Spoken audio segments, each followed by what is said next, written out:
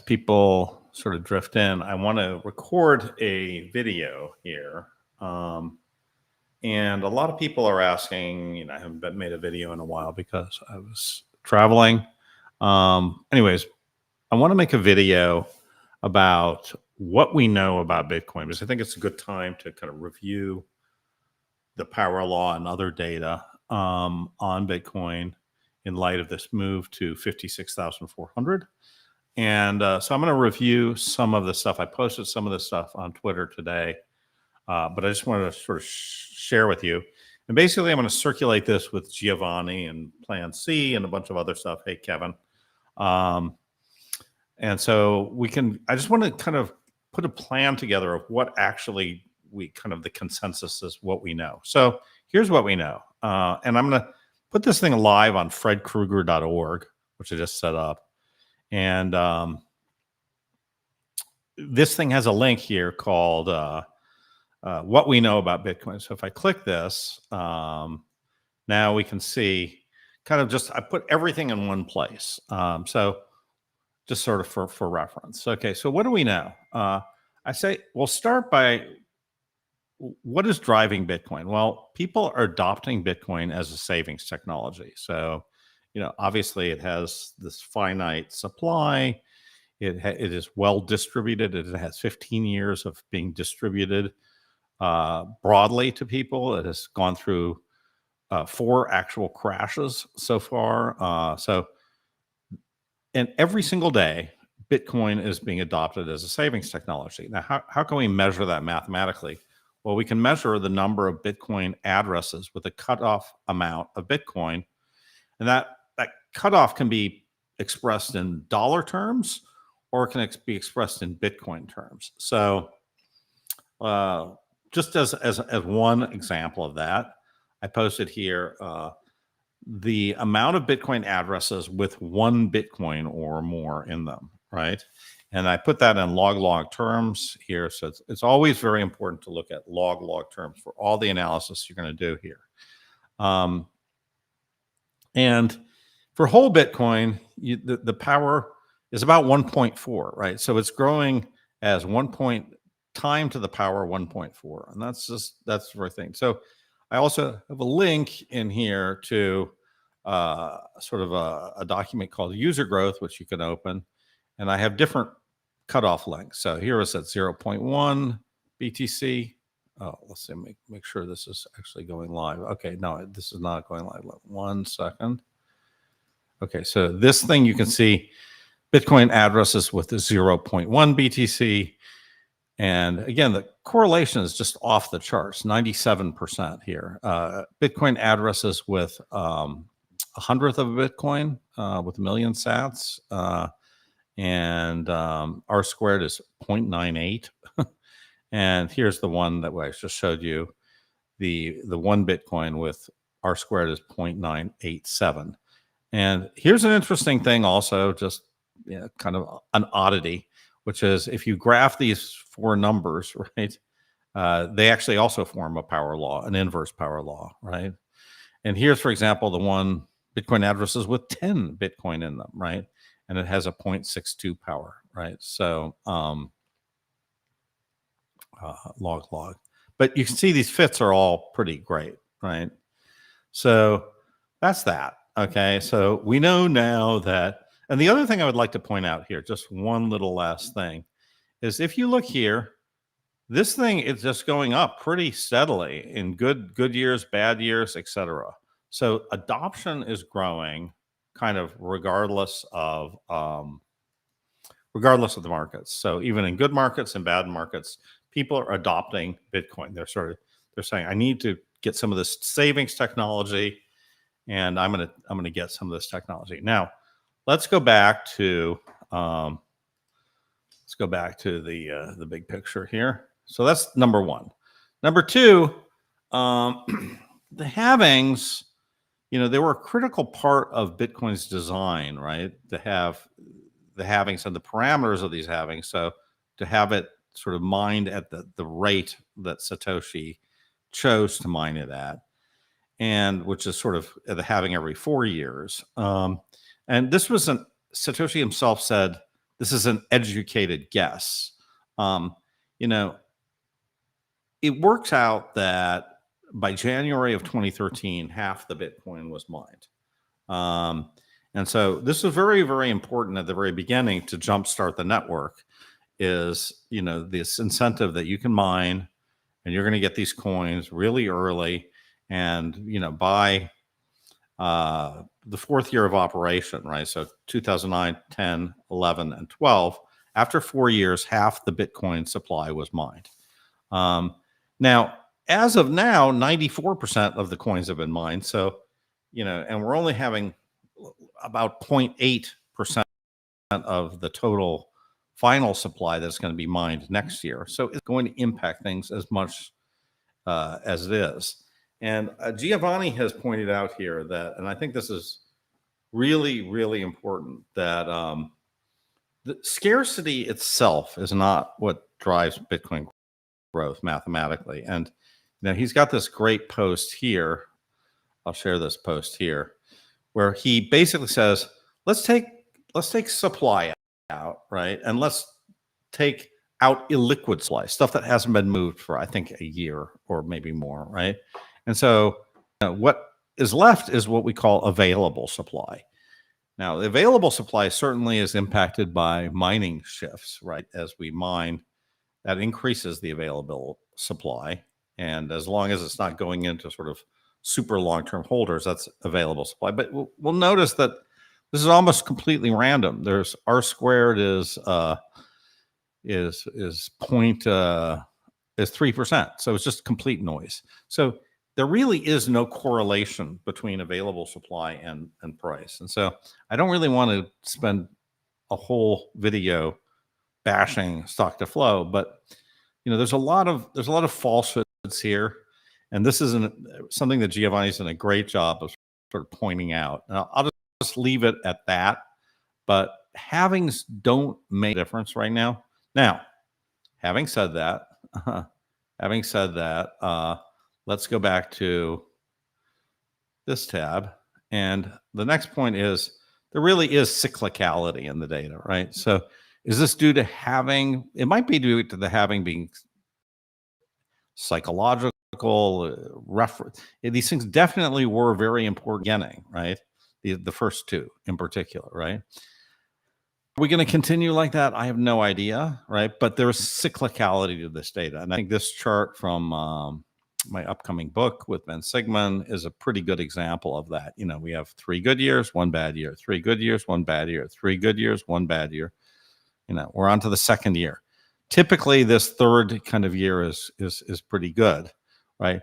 In the previous cycle, all the returns came in the second, year in 2020, right? Not so much in 2021, but you know, in 2017, obviously, was a monster year. In 2013, it was a monster year. So, you know, lots of room to believe that we're going to have some big move in the next 2 years. So, I'm not denying that there is clear cyclicality in the data.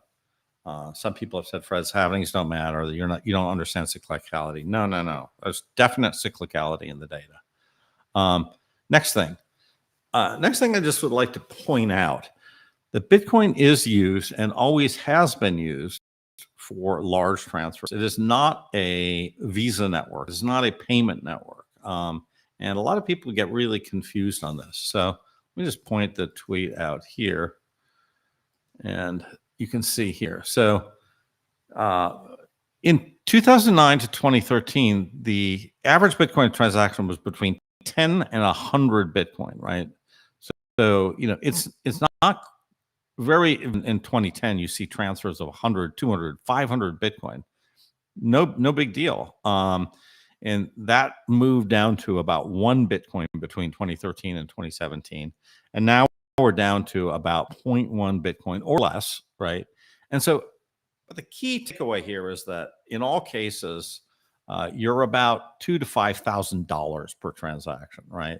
Or let's just say $1,000 to $5,000 per transaction. So on this kind of size, it doesn't really matter if it's $1 or $10 in fees. You're doing a transaction of 5,000. You don't care if it's $1 or $10 in fees. It's really, this is comparable to a wire transfer network. It's a settlement layer. It's just a better form of wiring money. And it's really all about the security of the Bitcoin network. And, you know, the fees are immaterial. Now, when you get to $100 on a $2,000 transfer, that's 5%. That's starting to become a lot. That's a lot more than a wire transfer. So I think a lot of people get caught up on this and they start thinking Bitcoin won't work because of this, because of that. Well, what won't work is the payment side of Bitcoin, which really has never worked yet. Now, I do think it will work. I do think layer 2s and Lightning and the plenty of other solutions for this that will work. It's just not where it's at right now. And it's not going to be where it's at next year or the year after either. So really right now we're looking at this wire layer of Bitcoin. And that's, you know, Wayne makes a great point here where he says, Bitcoin has always been a global reserve asset more than a retail payment network. So I think that's really good. And I pushed a link to that in the document. So let's go back to the document. So here, okay. So now number 5 is Bitcoin grows like the power law of time. So I've gone over this a million times. I just linked here to BitBo because I think people always want to know, well, where are we now? And this chart by BitBo is a great chart because you can kind of see exactly where we are right now. So where are we right now? We're slightly underneath the trend line. So, you know, with all due respect to Joe Carlasale, who's begging for the power law to be invalidated. No, we're completely on the trend line. There's nothing to see here, guys. This is completely normal. And I think this power law behavior is just remarkable, right? And in the R squared of these power laws tend to be about 0.95%. But it's just an amazing tool. If you haven't already discovered this tool, I urge you to go to this BitBo. It's a great site. Now, of course, you can also do it yourself, and I recommend doing that. But there's plenty of resources online right now, and this is one that I like. All right, let's go back to. Oh, wait a second. I didn't show BitBo. Here's BitBo. So here's the BitBo chart, and as you can see exactly where we are. There it is, a little less than trend line. Okay. So again, I have a link to thing here. So now let's go back to the last document on here, which is price tends to be more volatile on the upside than on the downside. Now, this is interesting, right? This is not something you would expect, but basically, if you go, and this is an old tweet I made, and StephenPerrenod noticed this a while ago. And he's somebody you should absolutely follow at the Twitter account Money or Debt. Okay. But what you will see here is you never go 2 standard deviations to the downside. Doesn't mean that it's impossible to go 2 standard deviations, but here's the 2 standard deviation to the downside thing. You can see we're really not hitting it. On the other hand, we are hitting the 2 standard deviation to the upside a couple times, right? So, you know, this thing tends to be more skewed to the upside. Okay. Why is that? I don't know. I guess when people get bullish, they just go completely crazy. And where people get bearish, there is a solid buy support line, right? So anyways, that's more or less the thing. Let me take some questions here. Back in the saddle from Frogland. Yeah, the Eames share. Oh, you have the Eames share? Great. Cool. I love the Eames share. Don't have the screen. Cannot see the screen share. Ooh, that's terrible. What? Can't see my screen shares? Oh my God. That's not possible. Okay. All right. Well, maybe I screwed this up. Okay. Not sharing the screen on Twitter. That's terrible. Let me see. How is that possible? I might have to go back and do some of these screen shares. Okay. Let me just see what is happening here on Twitter. Oh, there we go. Okay. All right, so I just screwed up. So I'm going to go back and quickly go back over this screen share, okay? We got some more people here. So I'll do it twice, and we'll just do it. So what do we have? We have this document here called The Big Picture. How do I get to it? If you ever want to go to it, just go to my website here, fredkrueger.org. Let me verify that I'm seeing this on Twitter. Yeah. No, oh, wait a second. Why am I not seeing this on Twitter? This is just crazy. Hold on one second. I'm Fred Krueger. No, this is something screwed up here. I don't know what. Okay, now it is. Okay, so yeah, so this is the website, my website. You can go to fredkrueger.org if you want to get. I have all these things on this website, which are quite useful, right? So I put this one link here, which is this link here, which is what we know about Bitcoin. If I click that, then let me just make sure I see this on Twitter. No, terrible. I do not understand why this thing is not coming on Twitter. I don't know. This restream thing is not great. Let's just see it again. Nope, still not really working. All right, guys. Well, I apologize for my restream. Oh, there it is. So it's coming with some lag here. That's what it is. But here's the document, and you can take a look at this document, and it really explains, I think, what the state is of kind of our collective knowledge about Bitcoin mathematically. And let me just page through some of this. Probably won't even do it in real time, but the cyclicality of the data, the fact that it's used for large transfers, the power law, where to get it. Just take a look at this document. I think you will find this document useful for you. Oh, you see it on Twitter. Okay, great. We can see it. Great. Except for points 2 and 4. Let's just see. Points 2 and 4. Okay, let's see. Points 2 and 4. Okay, let's look at this. So this is this post by Giovani, and I think this is a really good post. Let's see if everybody can see this on Twitter. Nope. Really odd.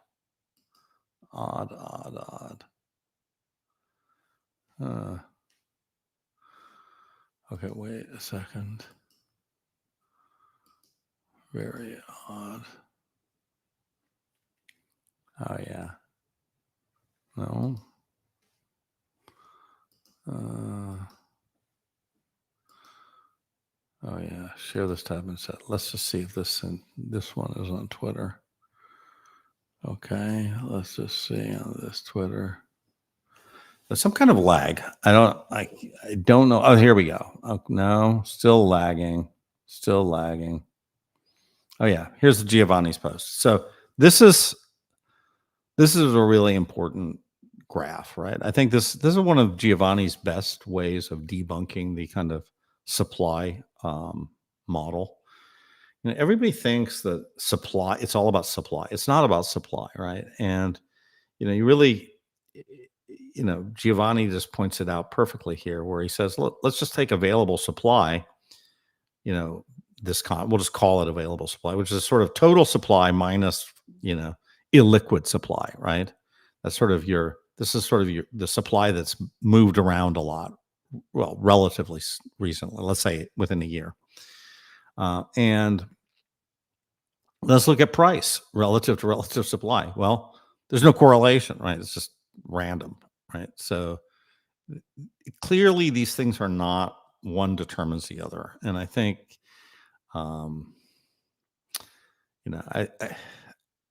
it's not to say supply scarcity doesn't matter. What he's trying to say is that the available supply is not a mathematical driver of Bitcoin price. It's just not. I think by saying scarcity doesn't matter, he's actually infuriated a lot of people. Yeah.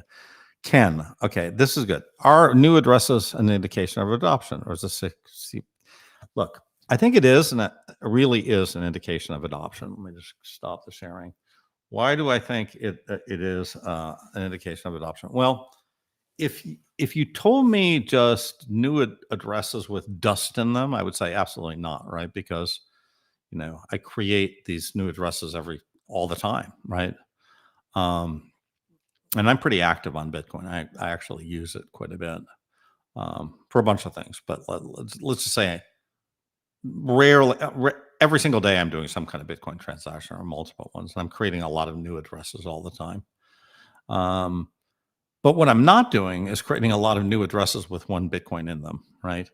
And so you see this pattern of new addresses with one Bitcoin in them, new addresses with $1,000 in them, new addresses with 0.1 Bitcoin in them, new addresses with 10 Bitcoin in them.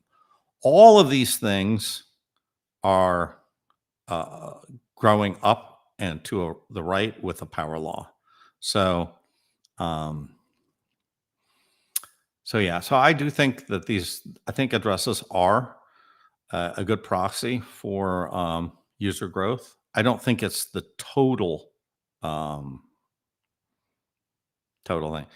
Yeah. So Tom Young completely agrees. Supply has been static for the most part because mining is small. So that's one of the things I put in that document too, which is let's look at mining right now. Mining at this point in all of 2025, you're going to have 0.78% of the supply of Bitcoin that's going to be mined.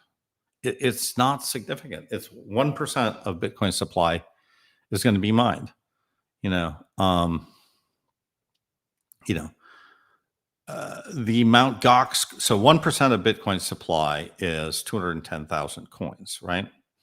So is Mount Gox supply 210,000 coins? Not quite. It's 140,000 coins. But my point is the Mount Gox supply, right, which you could sort of argue is coming onto the market, right, is about 3/4 of a year or 2/3 of a year of next year. That's how big it is, right? So neither of these things is that important. The Mount Gox nor the entire supply that's going to be mined in 2025. It doesn't matter. These are not significant. We could get more people like Michael Dell who want to come in and start buying. So I don't think that these things are that important anymore. Now, they were very important back in the halving of 2012, right? That was a pretty big halving, but not so much anymore. So I don't I don't think supply makes much of a difference. Tickle 10 years of error layer every points. Let me just check, see if there's anything else. Zoom in. Damn. Oh yeah. Well, I'm not. These things are a little tricky. These things. Okay, I think that's pretty good. Yeah. So that's kind of where we are. I think the bottom line is kind of from a high level mathematical view. We're actually kind of. It's not even like great time to buy. It's always a great time to buy. It's like we're right on target, right? So I think we're not crazy cheap. We're not super expensive, but that's a great time to buy, right? It's fantastic, as long as you're really not one or two standard deviations of, or I'd say even two.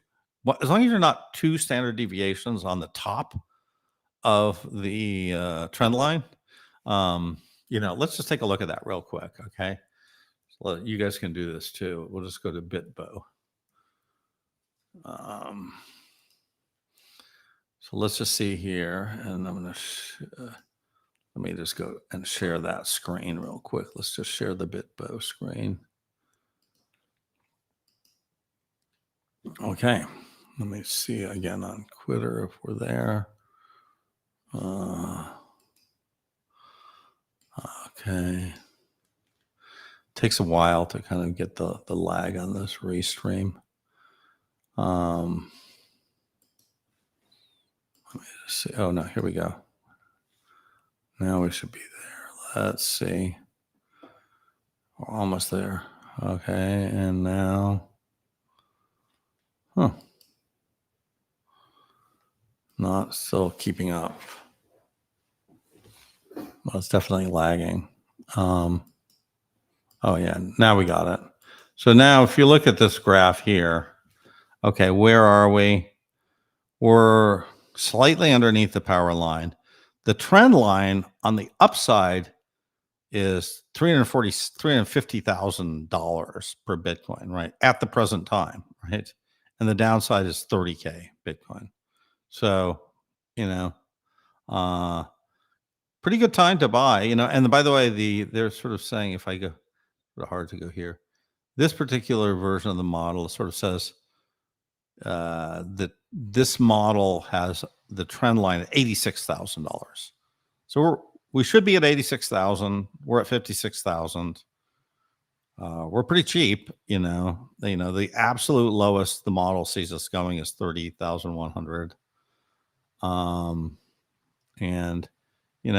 that's not terrible. Let's look at sort of the end of the year here, right? The end of the year, 384,000 max, 100,000 is trend line, and 36,000 is the low part of the band. So anyways, that's where we are. I'm not particularly concerned. But I use a $5 streaming service. Well, hey, Notorious BTC, if you can suggest a better streaming service, let me know. I don't know.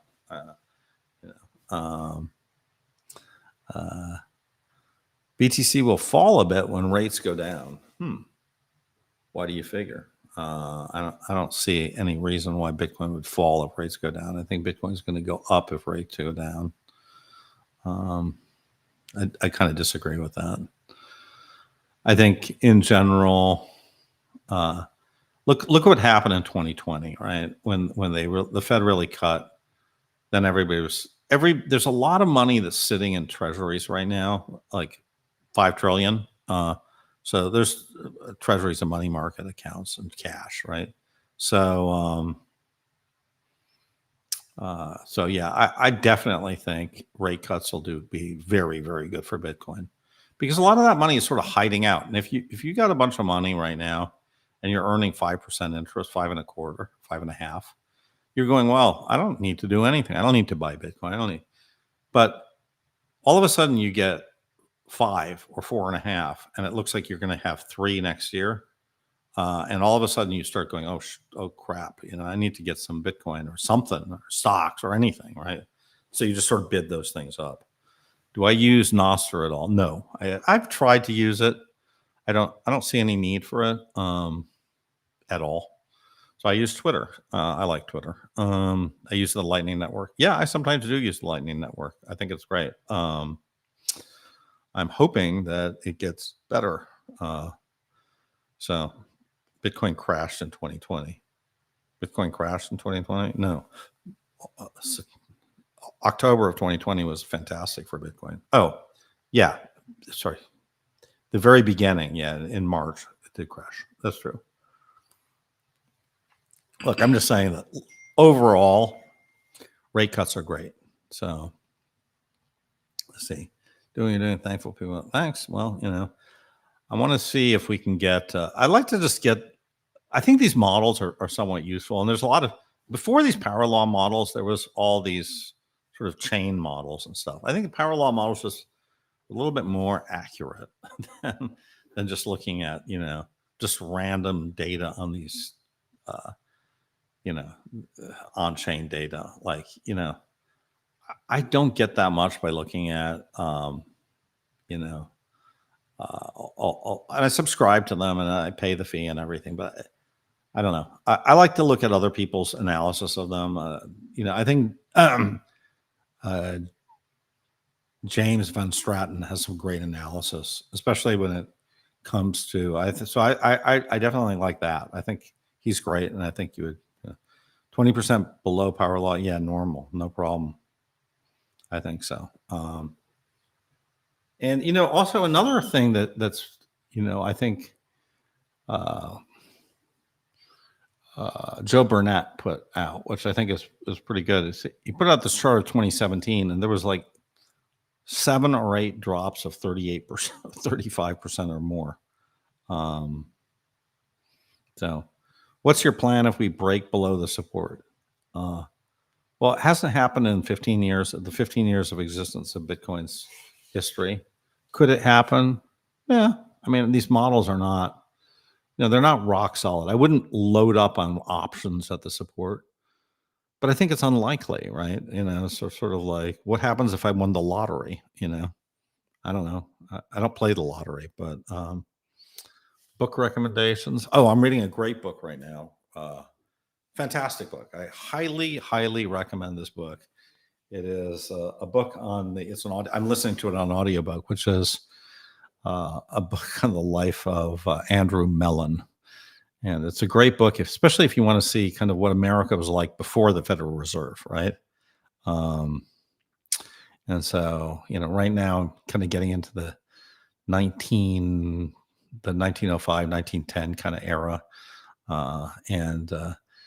Andrew Mellon's, his dad, Thomas Mellon, had this great quote. He goes, the government that is best is the government that taxes the least. And I really think there's some truth to that. I really I love history. So I'm a huge history buff. How many Bitcoin would you buy your brother-in-law to own, assuming you love your sister? I tell my close friends that they should put at least 20% of their net worth in Bitcoin.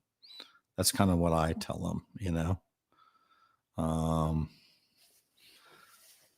if they're close friends, like, what I mean? Like I telling somebody to put 1% of their money in Bitcoin, I don't see what the point of that is, like even if Bitcoin goes 10x from here, what they made 10 times, they've made 10% on their net worth. It's not going to even make a dent in their life. So, 10x off of this kind of valuation is fantastic if you have, a decent sized chunk in Bitcoin, but 1%, I think 1% is the title of the book. Let me share the book title. Andrew Mellon. So I read a lot, so this is just my latest discovery. I'll show you what it is. It's Andrew, An American Life. Okay, I'm going to share this. Yeah, so this is, let's see if this can even share. Still not. My sharing thing is not doing great here. Oh, here we go. Yeah, this book on Andrew Mellon is fantastic. It's really interesting to me. It's like the people who really built. It's like there's this great series called "The Men Who Built America," and it's really interesting how they all really kind of came from the same background. They're all sort of Scottish Irish. So they're the guys who moved to Ireland first from Scotland to settle Northern Ireland, and then they kind of moved from that to America in the late 1700s, early 1800s, and they had these kind of very Presbyterian values, and they kind of just hit the exact right time. And Mellon was a banker, but he was also a capitalist. He owned, by the way, Gulf Oil, for example. And that was actually his, most of his money came from Gulf Oil. He owned a railroad with his sons. He was into real estate. He owned coal plants. So he was not just a banker in the sense of like J.P. Morgan, but he was a capitalist. He was a friend of Andrew Carnegie's and all the rest. So I think these things are great stories. Someday we'll write stories like this about Bitcoin, but it's, to me, I think the impact of Bitcoin on the world economy is very similar to, the impact of, say, the Industrial Revolution of the late, the post-Civil War kind of era in America. Yeah, it's going to be enormous because I think uh, I just think it's going to be enormous, and I think it will get adopted, and it doesn't need uh, it really doesn't need it doesn't need to. It's not a payment system, you know. It's just like you just got to believe, you got to understand that it's not a payment system, and once you understand that it's not a payment system, you stop freaking out about um, whether it's going to compete with Facebook or Ton or Solana or anything like that. Those don't matter. Essentially, they don't matter, right? What matters is we've got a new form of money that is being deployed worldwide. That's 15 years old and it's $1 trillion in value right now. And you do not want to miss this thing. It's sort of, and by the way, it's really interesting in this Andrew Mellon period. There was like crises and panics all the time. You know, there's the big bank panic of 1907, but there was a big one in the 1890s. I think it was 1893 or something. It was just like every bank in Pittsburgh went bust except for Andrew Mellon's bank.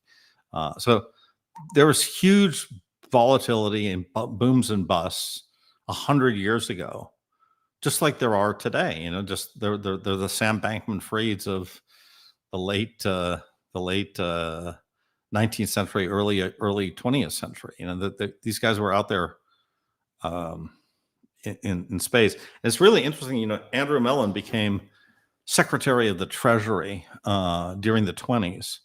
And a lot of the prosperity that America enjoyed in the 1920s is really because of Andrew Mellon, because he kept interest rates low. He cut the debt dramatically. So it's possible for a country like the U.S. to really get its act together and do very well. So I wouldn't be too bearish on the U.S. is going to go. The U.S. can change, right? So I think we have got to. I'm from Kuwait. Our sovereign wealth fund is very conservative, although we own 6% of BlackRock. What's your advice to oil Gulf countries? Well, my advice would be to buy the Bitcoin ETF is what I would do if I was in that's where I would probably own the. You don't want to do your own custody of Bitcoin. I don't think that makes sense. You can own the ETF just like anybody else. And since you own 6%, Kuwait owns 6% of BlackRock, they should buy a very significant position in BlackRock's best new product, IBIT. So I think if you have any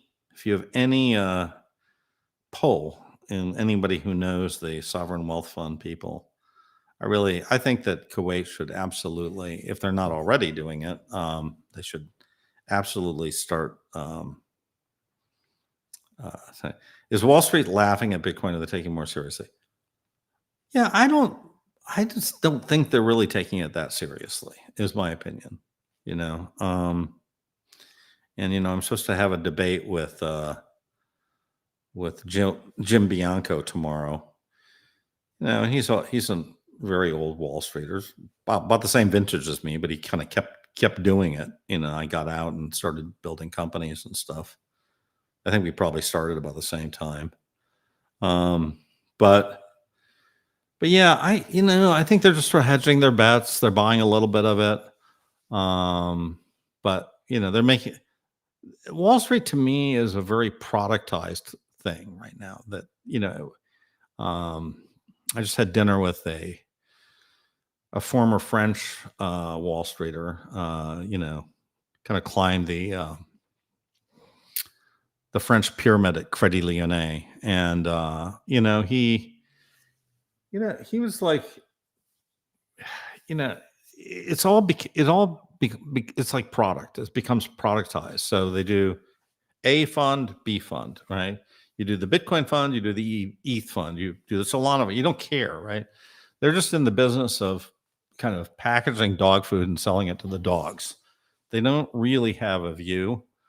The days of real swashbuckler pirate, arb traders is kind of gone as far as I could see. Michael Howell. Michael Howell. Okay.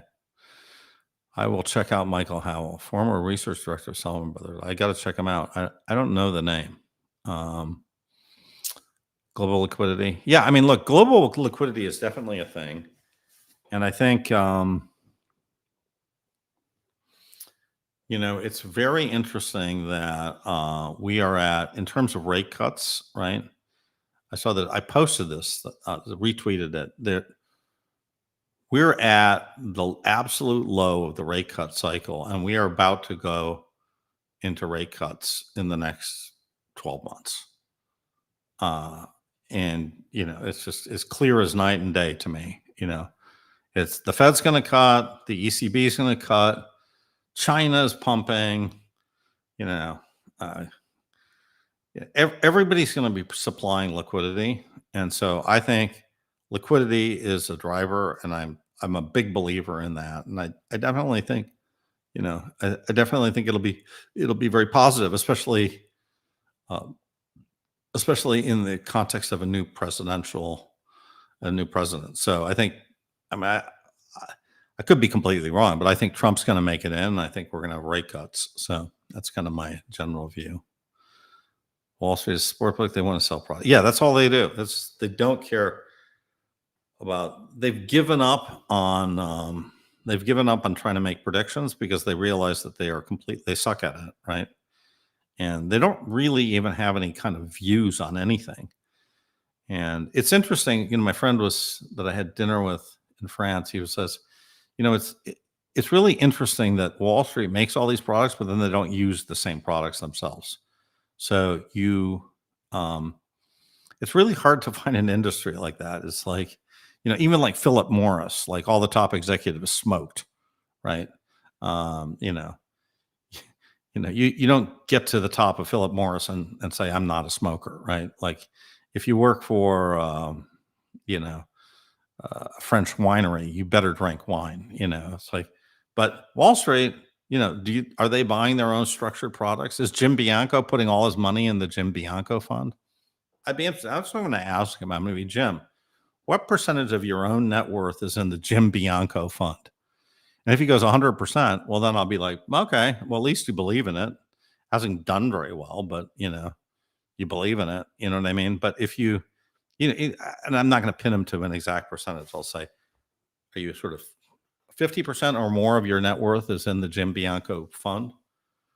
But venture capitalists tend to be, have heavy bets in the companies that they back, personally.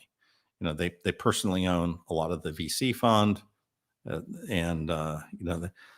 a lot of these Wall Streeters at this point, they're just making products and just putting them out there, structuring them, and they just don't care. They don't care. So, I think a lot of people tend to read in that BlackRock's buying all. They don't care. BlackRock doesn't care. They're just making a product, and they're seeing if there's the product market fit or not. So I think it's much more important to think about the users of BlackRock rather than BlackRock themselves. It's like insurance, life, and the actuaries don't buy whole life. Whole life is another one. It's insane, right? Like these products are just constructed to fit a specific kind of investment need. That's it. Any potential replacement would be good for BTC? I don't think so. Look, I think, look, I don't love Trump either, but I will say, as kind of a single issue voter, I've kind of made a video about this, but let's go over all the problems with the current administration as far as Bitcoin. I'm not even going to talk about crypto. I'm just saying pure Bitcoin, right? The first is there's this Operation Choke Point, right? That thing is like, they are trying to make it as hard as possible for, if you're a Bitcoiner, they can just grab your bank account. They can debank you at any time. They can declare any transfer into a bank a suspicious activity, file a SAR, and and all of a sudden you don't have a bank account. So that's not good. And number two, they're really going after non-custodial wallets. So you can say whatever you want, but they're going to go after the wallet manufacturers. They're suing MetaMask right now. It's not really Bitcoin, but like if you hold wrap Bitcoin on ETH, you kind of need MetaMask. They're suing MetaMask. Could they sue Ledger or Trezor? Why not? It's just a step up. So I I think this administration is really, really anti-Bitcoin, and I don't think it's Biden. I think it's the administration. And so I think if Biden's replaced with Harris or somebody else, I feel like all that stuff is going to still continue. And so I don't think it's good for Bitcoin at all. And I think Trump would be good for Bitcoin. So, you might want to, as Wayne says, hold your nose a little bit, and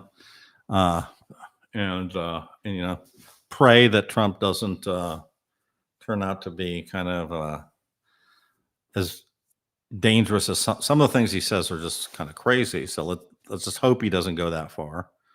But yeah, that's kind of thing. Cycle changing. I don't think we're going to. I don't have any bear market predictions at all. I think we're going to go way higher. Are we even going to crash in 4 years?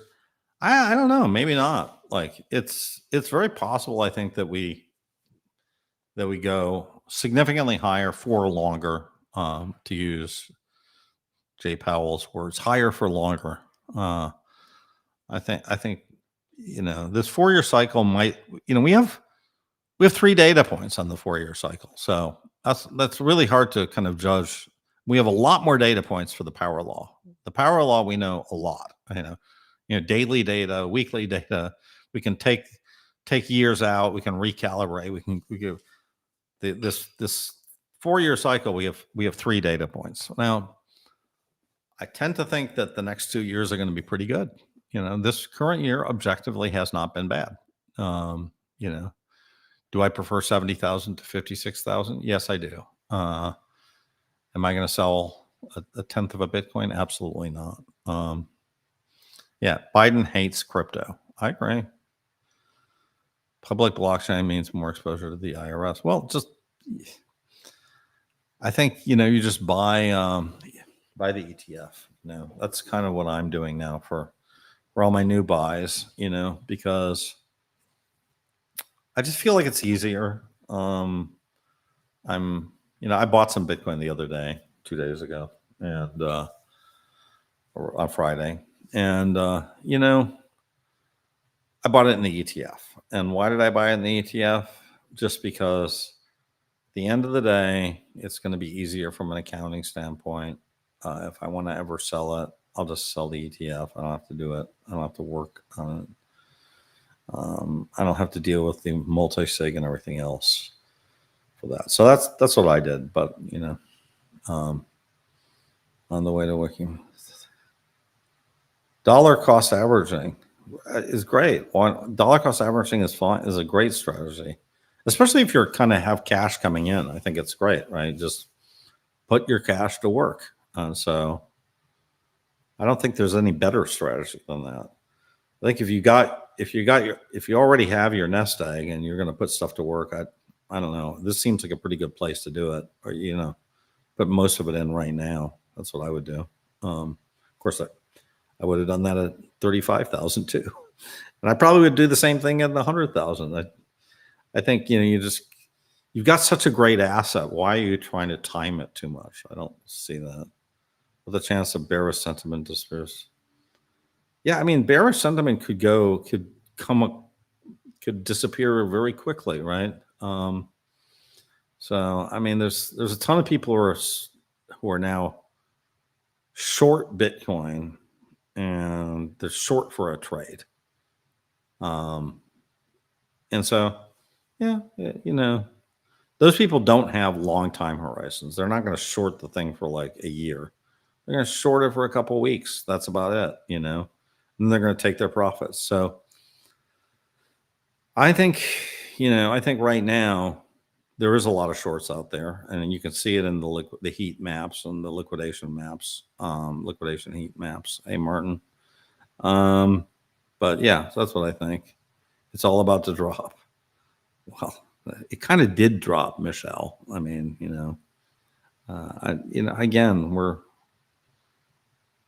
doing fine. We're going to be fine. I'm not too worried. And I really also think is like, what's your strategy here? Is your strategy to actively trade this thing? Because if that's your strategy, you're probably not going to make money anyways. So if your strategy is to hold this thing for multiple years, it's you can't stop looking at it. It's not that, and you can't stop talking about it. And you can't stop investigating it. But are you really ever going to do anything if it goes up or down 20%? No, you're not. You're not going to do anything.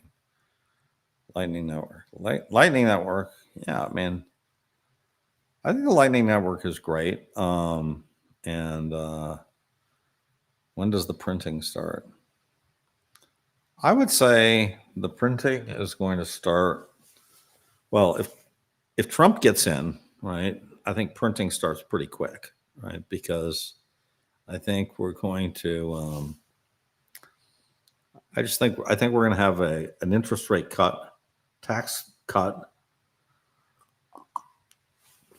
I see it as very kind of aggressive in terms of and hyper bullish. Look, these bull markets, when they come, they're going to come really fast and out of nowhere. So, I think if you look at the previous 3 bull markets, most of the action was done in a 3-month period. So when of those 3 months, when are we going to have that explosive 3-month 2x? I don't know. November, maybe September.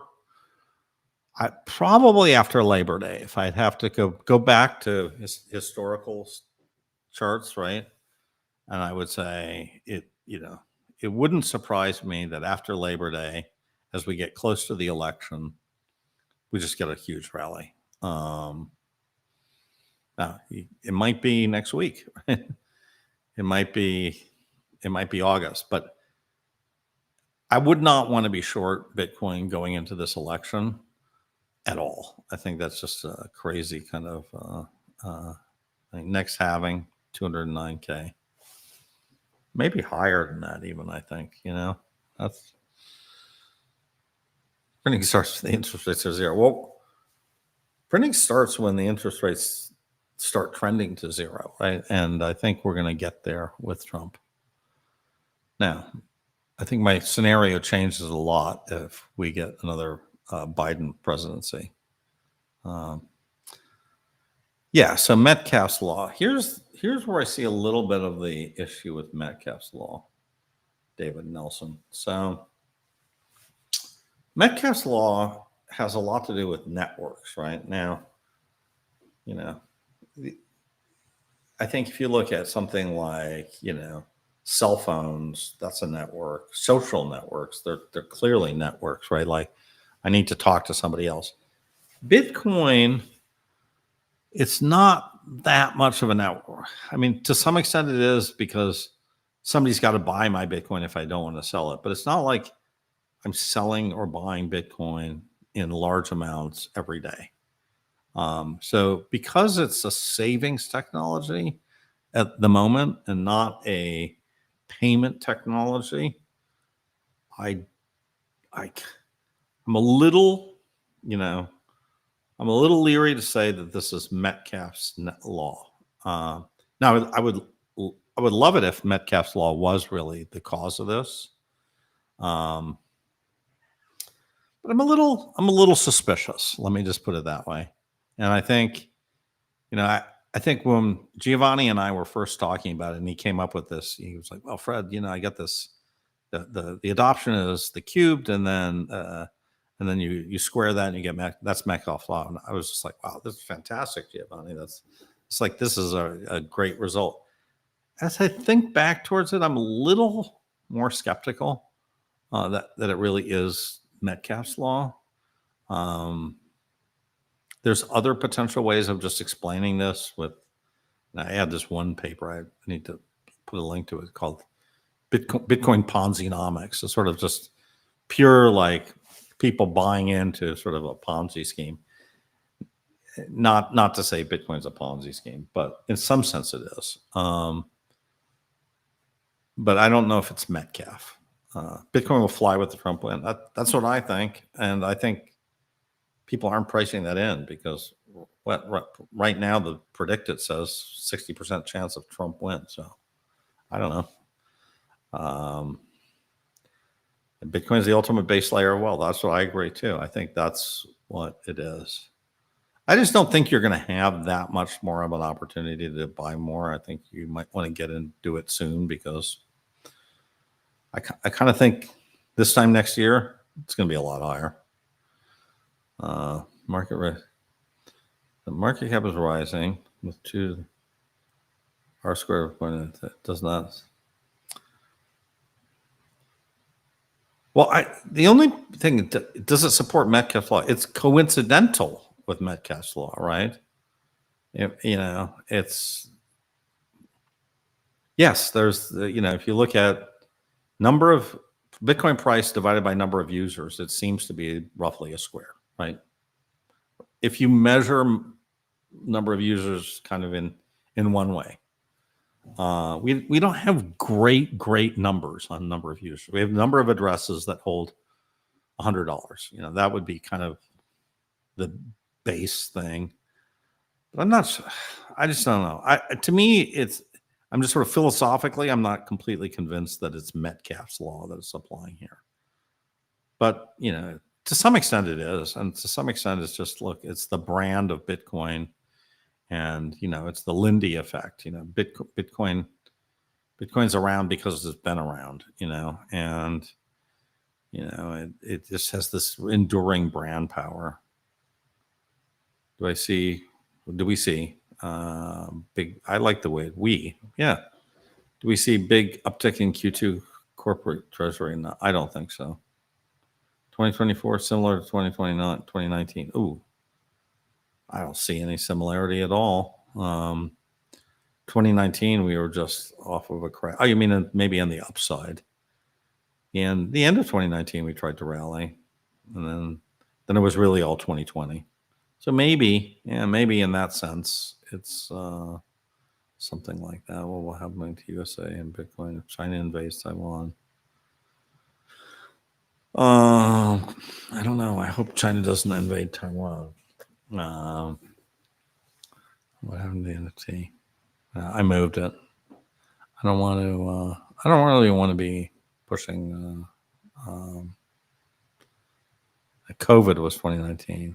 Yeah, COVID was really December of 2019. That's kind of when I think COVID really even started appearing, right? I don't know what COVID really was. January, February, March of 2020. No, I don't think so. I think the French are kind of completely, they're not adopting Bitcoin. They don't understand. Look, they still use fax machines in France. So, I just don't see it. I feel like Europe's behind. They're behind the times. Maybe Germany may be a little bit more ahead of the times with Bitcoin than France, but I don't see French. They don't seem to me to be very. Fax machines are secure, I guess. Yeah, I guess they're kind of what might be the worst black swan? I mean, the worst black swan event would be Satoshi moving his coins. Which, if that happens, that would be pretty bad. Or I don't know, maybe Michael Saylor deciding that he's going to sell all his coins. That would be a pretty bad black swan event. Another person who owns a lot is Brendan Bloomer from Block One. If he decided to sell, that would not be good. De-dollarization. So yeah, I mean, look, a lot of stuff can happen, but the power law, all this stuff could have happened over the last 15 years too, right? So, it's sort of like we've had an opportunity for all the bad stuff to happen, and it hasn't happened. So, well, it has happened, but we can kind of see how it played out. That's what I think. Gold miners sell their gold for dollars. Well, yeah, and Bitcoin miners have to sell their Bitcoin too. I mean, they just, I don't know. I don't like Bitcoin mining. I don't understand why anybody's so excited about it. So I'm going to just sort of say I'm going to say neutral. Joey Bagels. Yeah, faxes are considered to be secure. Yeah. We're on point with the power law. We're below the trend line of the power law. At least 10, 15% below. We're probably 20% below trend line right now. But that's fine. That's normal. Probably a pretty good buying opportunity.